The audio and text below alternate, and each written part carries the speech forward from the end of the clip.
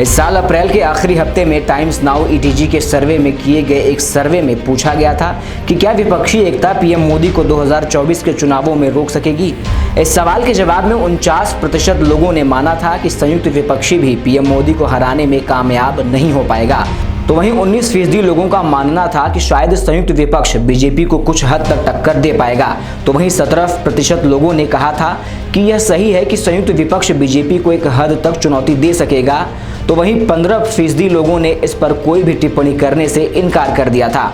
लेकिन अब राजनीतिक विश्लेषकों का कहना है कि तब से लेकर अब तक की परिस्थितियां काफी बदल चुकी हैं। हालांकि अब की परिस्थितियों के मुताबिक अगले सर्वे तक कुछ भी कहना सही नहीं होगा, क्योंकि तब से लेकर विपक्ष में काफी टूट फूट हो चुकी है। इसका एक अंदाजा विपक्ष के बिहार में हुई मीटिंग से चलता है। बिहार की राजधानी पटना में हाल ही के दिनों में विपक्ष की दलों की मीटिंग हुई थी, जिसमें देश के कई राज्यों की विपक्षी पार्टियों ने हिस्सा लिया था। लेकिन 2 हफ्ते बीतने के बाद इनमें से कई पार्टियां बिखर गई हैं। अगर बात करें पहली बैठक में शामिल हुए एनसीपी की, तो पाएंगे कि एनसीपी बीते 2 दिनों से 2 गुट में बढ़ चुकी है।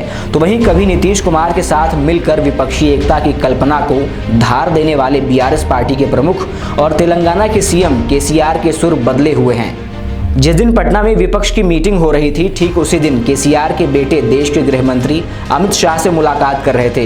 तो वहीं पटना मीटिंग में शामिल हुई आम आदमी पार्टी के सुर भी कुछ ठीक नहीं है, और वह यूसीसी के मुद्दे पर वह नीतीश कुमार और कांग्रेस के साथ सुर लय ताल में नहीं दिख रही है।